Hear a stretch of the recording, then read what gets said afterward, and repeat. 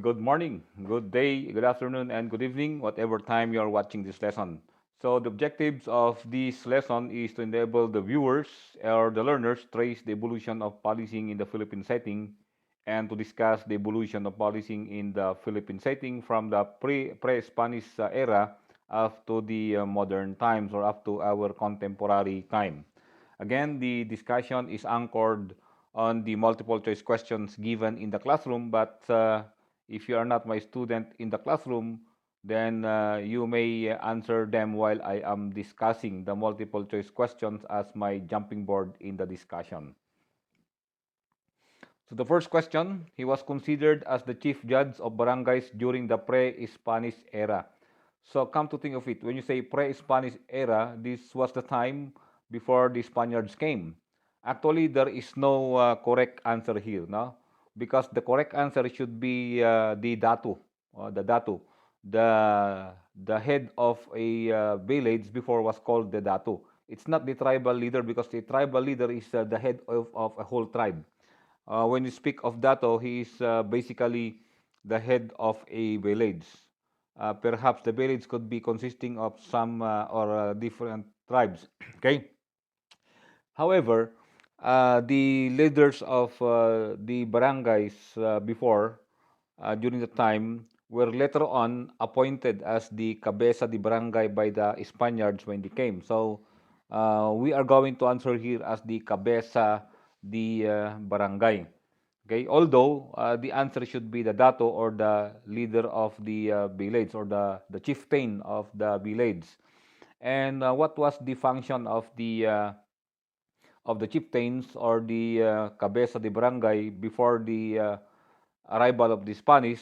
Well, they are in charge on the we call it making of laws, policies as the chief peacemaker and the judge also, meaning he acts as the judge whenever there are charges against the members of the barangay. And later on, during the Spanish time, they were appointed by the municipal mayor or by the government. Okay, so those cabeza de barangay were called cabeza de barangay during the Spanish era. Okay, cabeza means a leader of the barangay. De means of the barangay. So during the Spanish time, the cabeza de barangays or the leaders of the barangays, their function became we call it just a policy implementer of the policies of the Spanish government. So nadagdagan yung kanilang trabaho as a tax collector for the Spanish government as well as the chief of peace and order in their respective barangays. Okay? So the pre-Spanish era Philippines, we already have some trading between the Chinese and the nearby Asian countries, Vietnam, Japan, and perhaps Korea. And of course, the most prominent are were the Chinese. Okay, so that was the olden times. According to the history, ang mga Filipino, hindi pa sila Filipino noon, ay di pa Filipino ang tawag sa kanila. They arrived the country in groups. Na? Normally, yung groups na yan is in group of families to include their servants and other relatives. And they were headed by their elder, no? Yung pinakamatanda sa kanila. Then later on, when they arrived in the country, they organized villages and that leader became the leader of that barangay. And during the Spanish time, that leader of the barangay, as I've said a while back, he was called the cabeza de barangay. So he is the head and the leader of the group of settlers. He did the discipline and punishment and conduct of government. He is the policy maker. As the population increased, he appointed certain trustworthy people to protect their villages who were his eyes and ears. Okay? So he did not choose able-bodied people, but rather the trustworthy people to protect their villages who will be his eyes and ears, meaning they're going to report to him. Tondalison was appointed by the chieftain as one of the village protectors. Tondalison was considered because during the pre-Spanish time, it is not because he was an able-bodied person, but rather the qualification was a trustworthy individual. Now, it's ironic na, that somehow the supposedly the highest qualification of police officers today should be a person who is a trustworthy person. Dapat yan ang pinakamataas na tawag natin qualification. So going back to the olden times, na ang hinahanap ng chieftain noon ay hindi yung pinakamalakas, okay? Hindi yung may mga amulets, may mga anting-anting, but rather yung pinaka-trustworthy, yung mapagkakatiwalaan. Dapat ganyan ang magiging qualification ng mga police ngayon.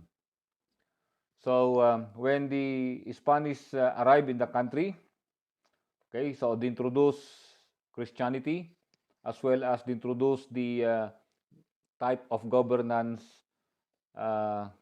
from Spain and from Europe. And as I've said a while back, they retained many of those tribal leaders or many of those chieftains, and they call them the cabeza de barangay.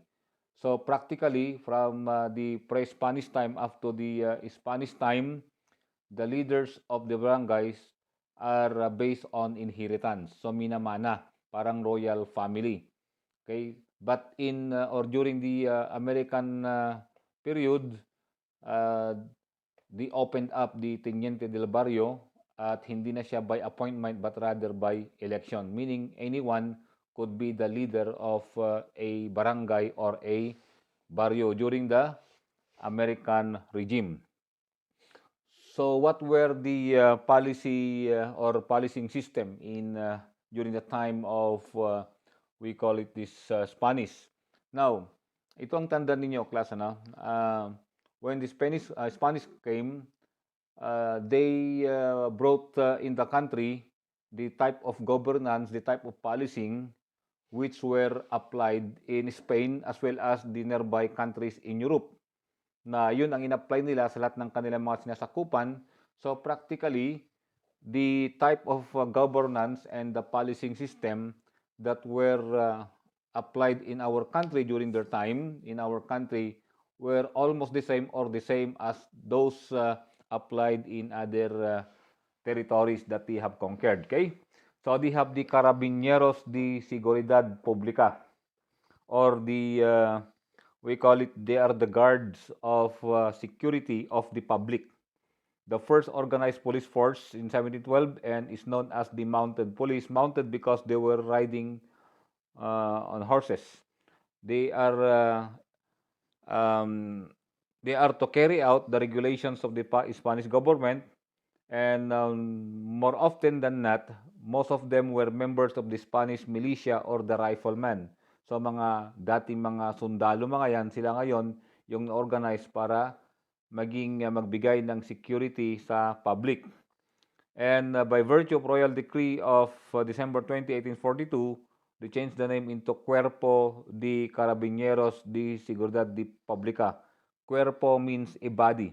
Okay, it's a body of security or a body of guards for the security of the public. So more or less ganyan ang ibig sabihin ng Cuerpo de Carabineros de Seguridad de Pública.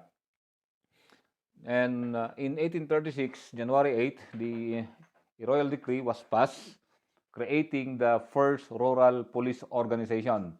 So nagkaroon ng subdivision. So ang ginawa ng Spanish government, pinag-combine nila yung mga villages, mga barangays to create municipalities. And eventually, while they created municipalities, they also created the Guardialeros.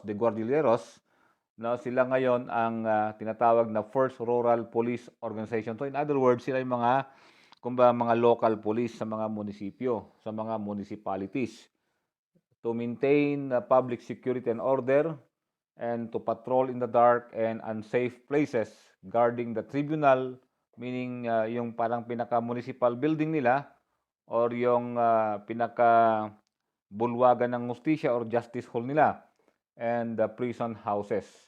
And composed of 5% of the able-bodied male inhabitants of each town. So, ang naging qualification is they should be an able-bodied male inhabitant of that town. Okay. Number 3, who among the following could have been considered to form part of the Guardia Civil during the Spanish regime? So, nagkaroon naman ng tinatawag na Guardia Civil. And itong Guardia Civil kasi, mas marami yan doon sa, tawag natin sa Metro Manila, no? So, they were, we call it native Filipinos. So, when you say, of course, hindi pa naman Filipinong tawag sa kanila, no? They were Indios. Mga Indios yan, mga native sa bansa natin. And they were under the supervision and leadership of Spanish officers, yung mga Guardia Civil na yan noon. So the Guardia Civil, created by virtue of Royal Decree of February 12, 1852, to relieve the Spanish militia, or the we call it to relieve the Spanish military officers in their policing function, para makapag-focus sila, yung Spanish militia, makapag-focus sila sa defense ng territory ng ating bansa. And they were composed of Filipinos under the command of the alcalde or the governor. Now, after that, in 1871 to 72, there was what you call the Veteran Civil Guard of Manila, formed in 1871 to 72 as an urban paramilitary police force. So, paramilitary. So, meaning they are not military, but rather their character or their conduct is like a military, to assist the regular Guardia Civil in subduing insurgent and criminal activities in the region of Manila. They were made of loyal native Filipinos that had served in the Spanish Army. So, naging membro sila ng Spanish Army. So, sila yung mga veterano. And then, sila ngayon ay naging auxiliary ng Guardia Civil sa Manila area. So, ang tawag sa kanila, mga Veteran Civil Guard of Manila. Naturally, they were under the command of Spanish officers, just like the Guardia Civil. Okay? So, here comes the, we call it the Americans. However, before I'll be discussing that American, there was a law proposed by the Spanish government, the Maura Law, in the 1890s. However, it was not implemented in the country. If it was implemented in the country, it will give, or it could have given the local autonomy of the barangays as well as the municipalities in the country.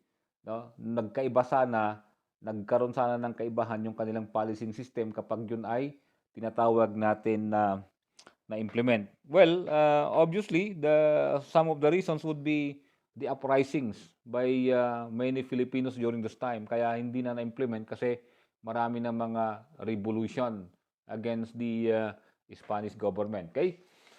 So, when the Americans arrived, what we expect? The Americans introduced the American system of policing. And remember, the American system of policing, most of them were taken from European countries, more in particular in England. Kasi most of the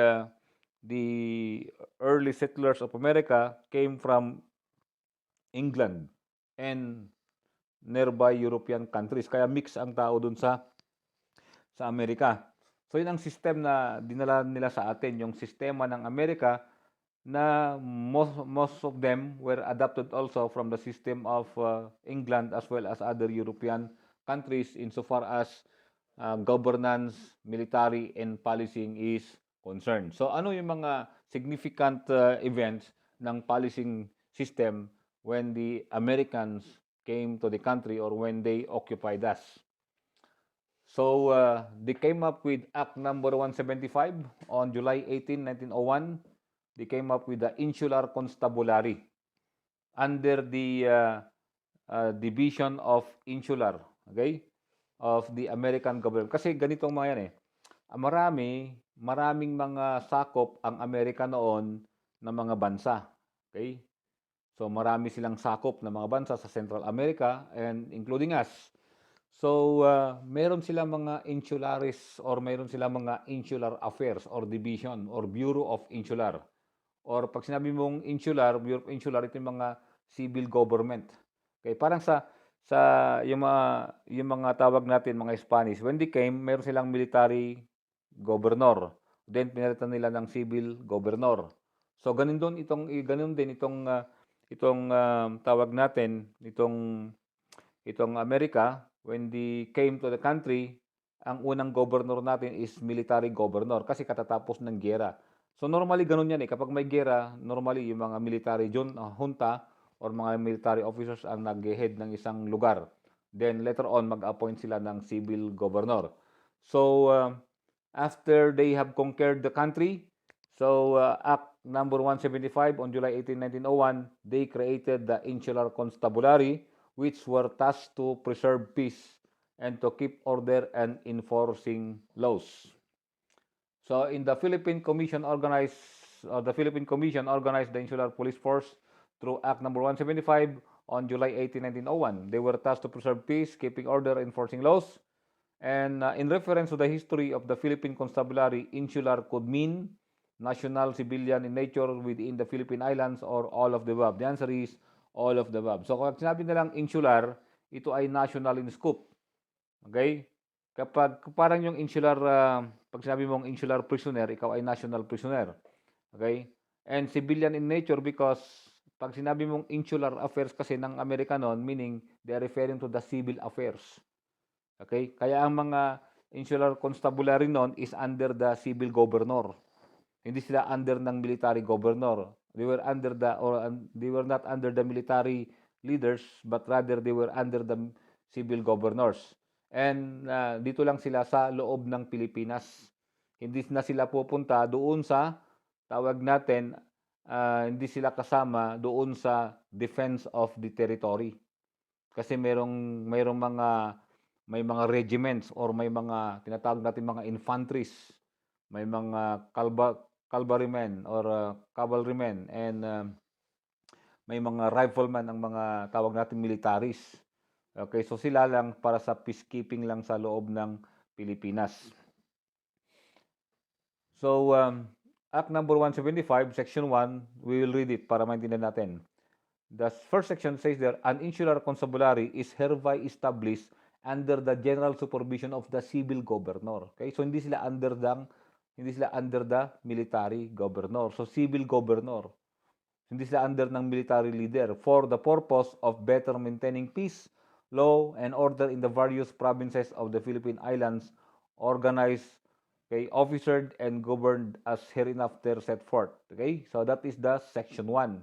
So klarong-klaro na they are under the insular government or the civil government na tinatawag natin. Now, the Manila Police Department, very very prominent yan sa history ng policing kasi yan pinakasentro ng ating bansa, no? Of course, we have Cebu. The Metropolitan or the Manila Police Department was created as the Metropolitan Police Force of Manila by Act number 70 of the Taft Commission, an entirely American body. So puro tawag natin Americans. The force was first stationed at the Golden Birds Mansion, San Miguel, being the Provost Marshal. Pag sabi mong Provost Marshal, pag nag-ROTC kayo, no, o nag-CMT kayo, ROTC kayo, pag sabi mong Provost Marshal, ikaw yung parang yung Sergeant at Arms ang trabaho niyan. Ikaw yung pinaka-head ng tawag natin peace ng military police, parang ganoon. May military police, yan yung mga nagkikip ng peace and order within the military camp. Ganoon yan. So the Provost Marshal is the head of the military police. Okay? Kung baga sa private organization, ikaw yung Sergeant at Arms, ikaw yung peacekeeper. Okay? So since si Arthur MacArthur Jr. was the Provost Marshal that time, so he was named as the first Manila Police Chief. So pwedeng sabihin niyo sa akin, sir, hindi ba si Curry? No? Actually, ayon sa record, it should be Arthur MacArthur. No? Ang sagot dapat yan kasi yun ang naka-record. Siya yung unang naging Manila Police Chief. Okay? Although in the board exam, normally you consider George Carey as the first chief of police of the Manila Police when we call it the enactment of 183, establishing the Manila City Charter. And the Manila Police Department was reorganized, and it was headed by Captain George Carey as the first COP of that. But actually, ang pinaka-first dapat niyan is si Arthur MacArthur Jr. The Metropolitan Police Force of Manila was renamed into the Manila Police District and was initially composed by 357 troops from the American Volunteer Force to the Philippines.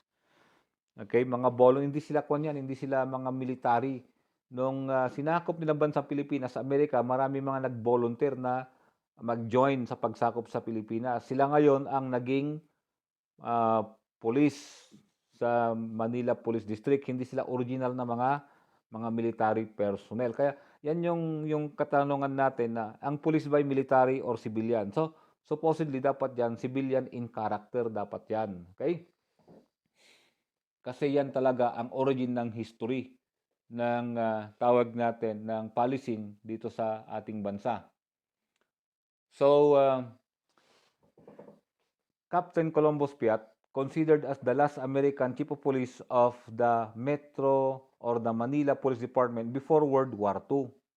Before World War II yun, pinalsan siya ni Torres.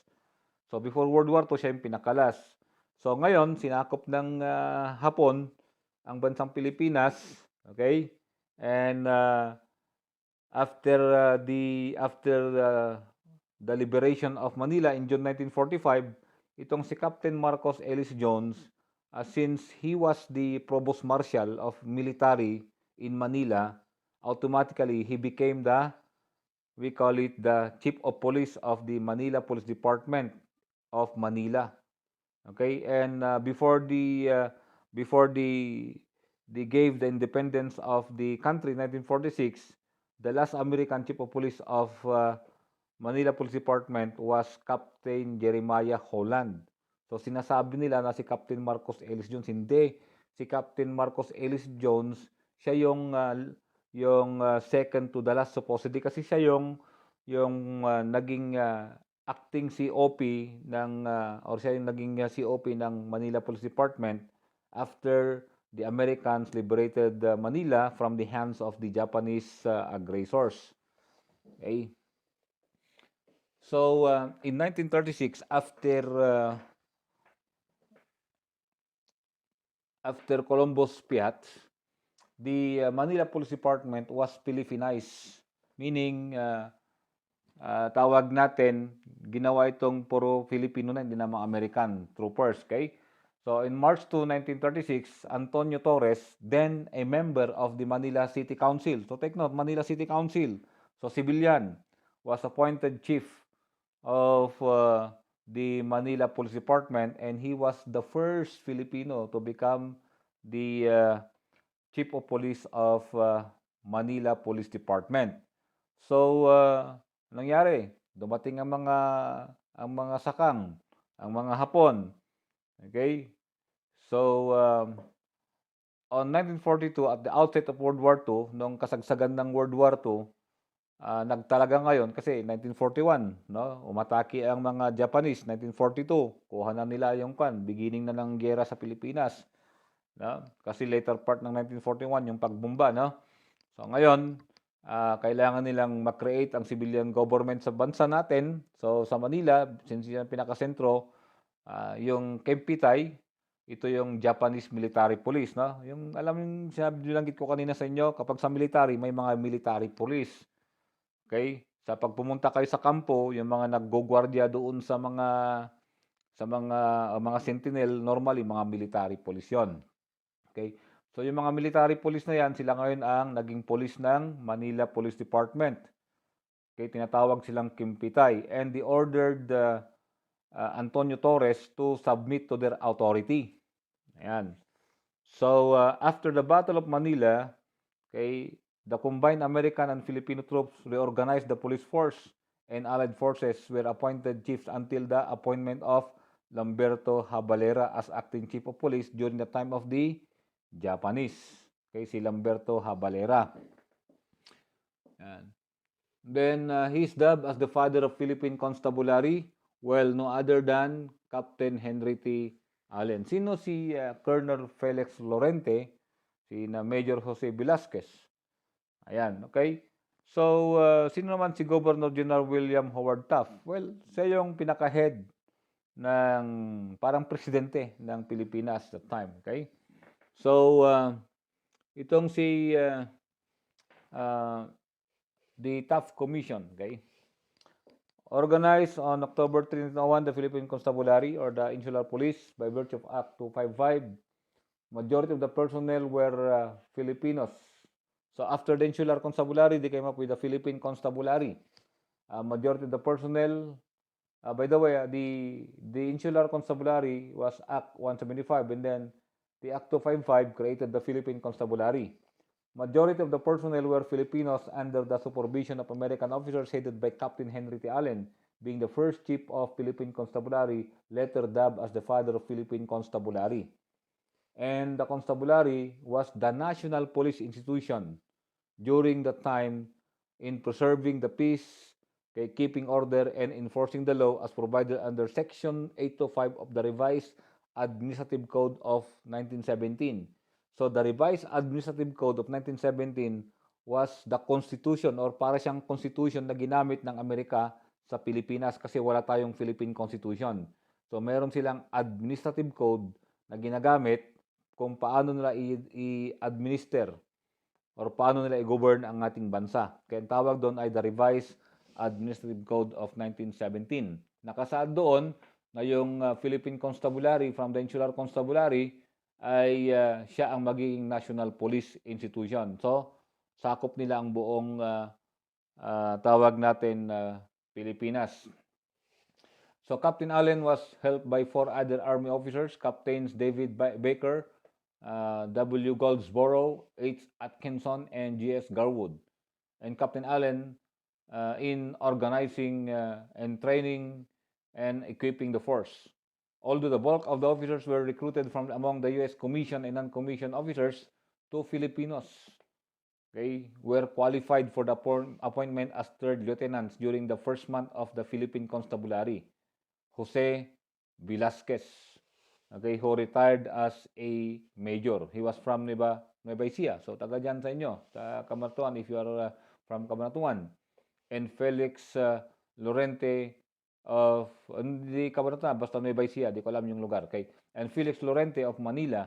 Lorente retired as colonel in 1921. So, sila yung mga first 2 officers ng Philippine Constabulary, if ever. No, it will be us. No? They were the first 2 officers of the Philippine Constabulary. So, what about General Rafael Crame? Okay? General Rafael Crame of Rizal Province became the first Filipino-appointed chief of the Constabulary on December 17, 1917. Okay? So, siya yung pinaka-first na Filipino na naging hepe ng Philippine Constabulary. Yan. So, pagtanungin naman kayo, who was the first chief of Philippine Constabulary who became the, or who was the chief of Philippine Constabulary or former chief of Philippine Constabulary who became a president of the president of the country? Well, you have General Fidel B. Ramos. Okay. However, the Philippine Constabulary was deactivated in 1936 to form as the backbone of the newly created Philippine Army. So, create ngayon yung Philippine Army noong 1936. Ngayon, ang pinaka backbone nito or pinakamaraming naging membro nito ay yung mga Philippine Constabulary. So, ginawang military yung Philippine Constabulary. Nilagay sa Philippine Army. Okay? At nung ginawang nilagay sila sa Philippine Army, yung Philippine Constabulary, nawala na yung Philippine Constabulary, naging na lang siya, naging Constabulary Division of the Philippine Army na lang.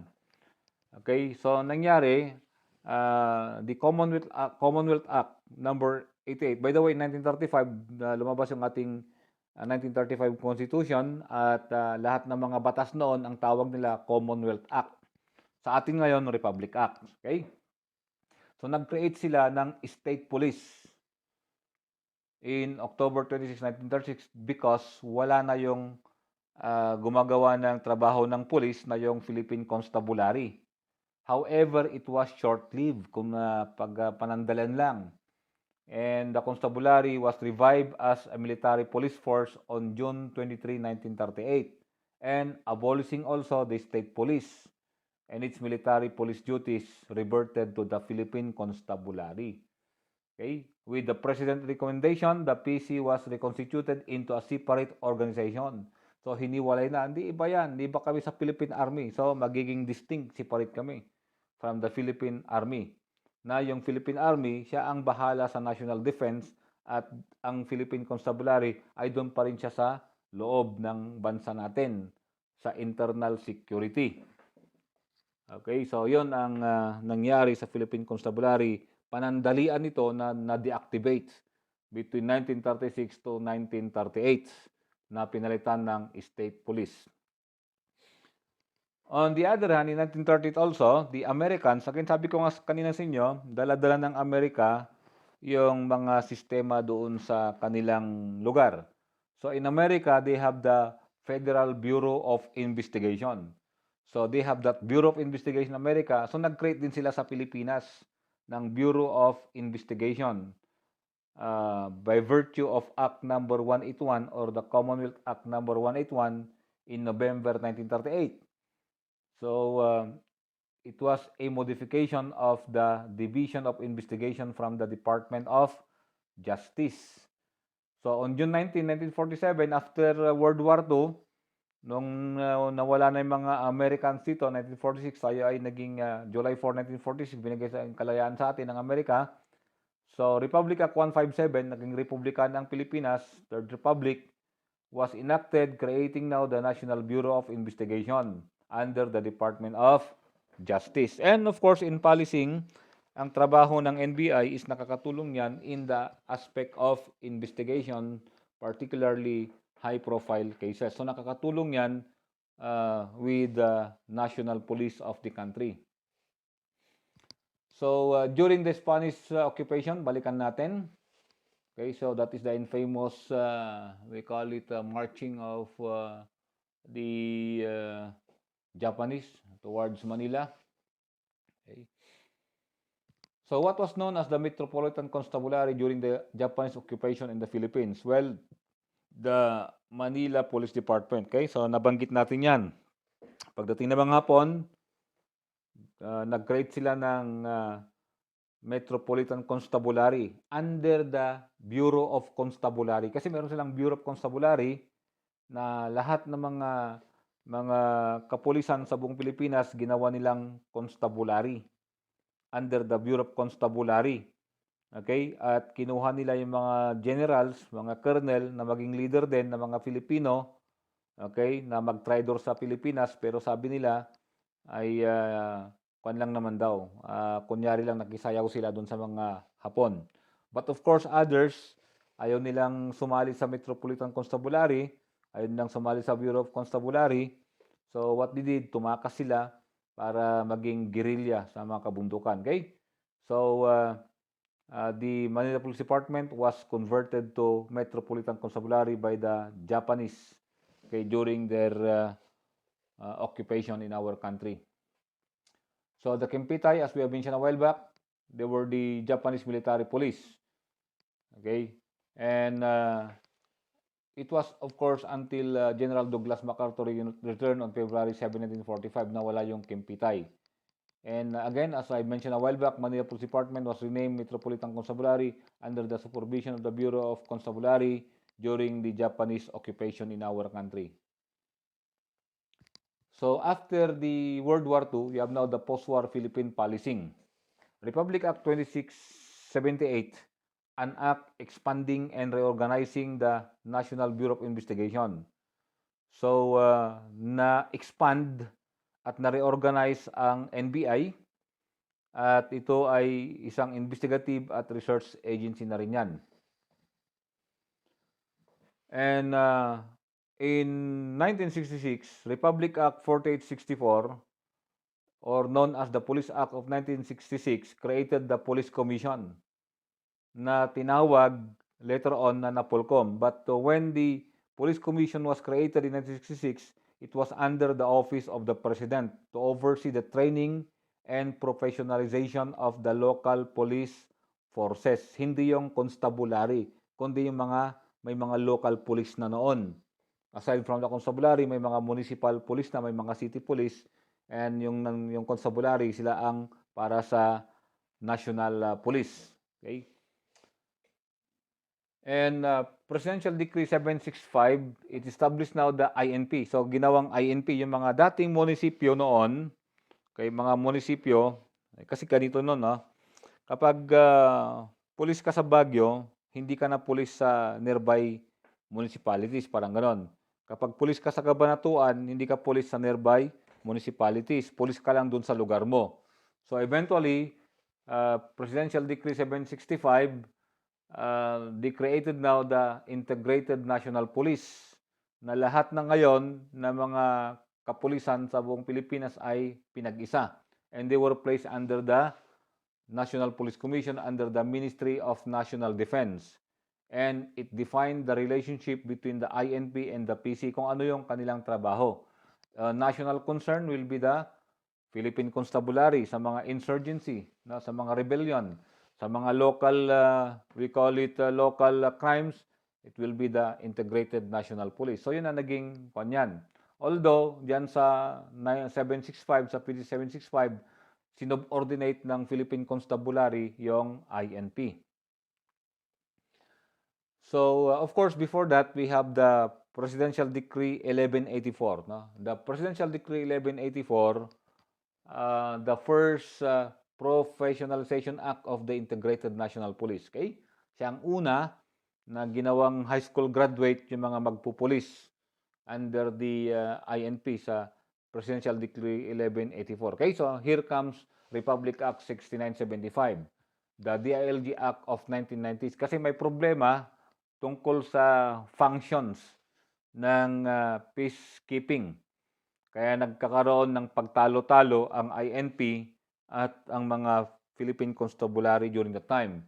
So with the Republic Act 6975, in consonance with the Philippine Constitution, it created now the Philippine National Police, as well as the Bureau of Jail Management and Penology and the Bureau of Fire Protection as bureaus under the Department of Interior and Local Government. That is why the Republic Act 1675 is known as the DILG Act of 1990 or the PNP Law of 1991.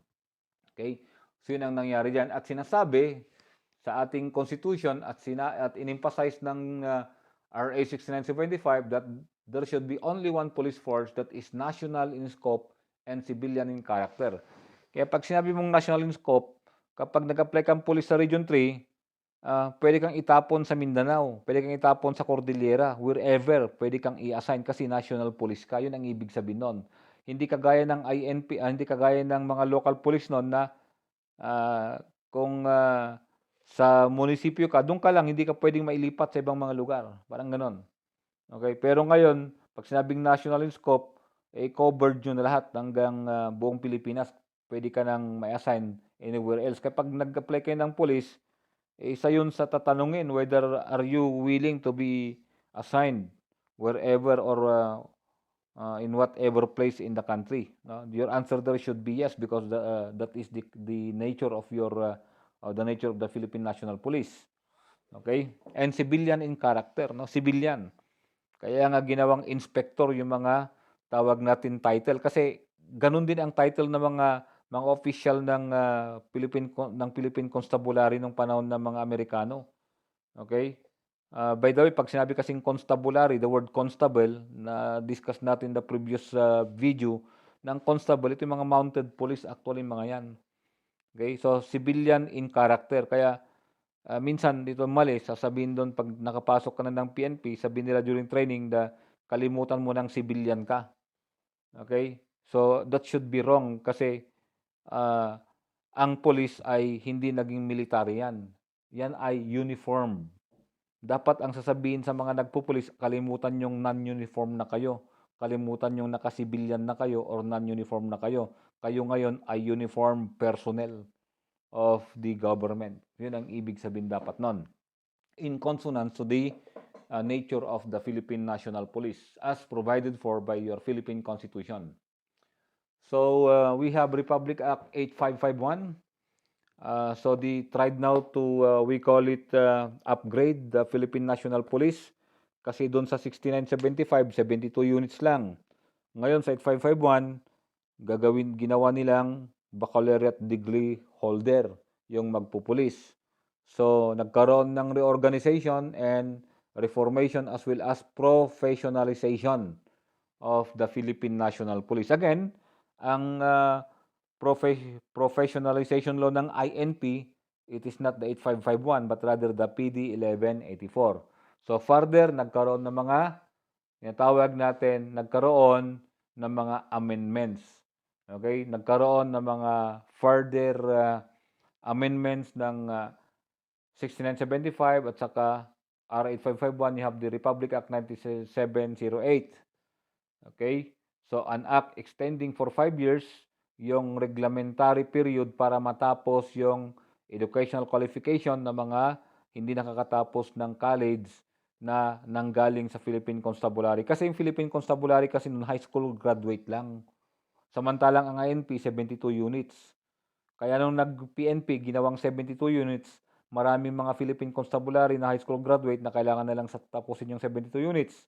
Ang problema, pagpasok nila, marami ng college graduate na INP, Integrated National Police Members. Okay? So ngayon, ginawa nilang 8551 para tawag natin gawing baccalaureate degree holder yung magpupulis. Pero hindi nila kayang tapusin yung 2 years na binigay sa kanila or 4 years na binigay. So, in-extend ng Republic Act 9708. Okay? So, yon ang nangyari sa ating policing system or ano yung nangyari sa ating kapulisan mula nung panahon na hindi pa dumarating ang mga Spaniards sa ating bansa up to the moment na tinatawag natin nakarating tayo sa ating panahon ngayon. Okay? So there may be more changes later on. As to the specific organization, we will be discussing those management system later on. Okay? So that's all for this lesson. Thank you for viewing and listening.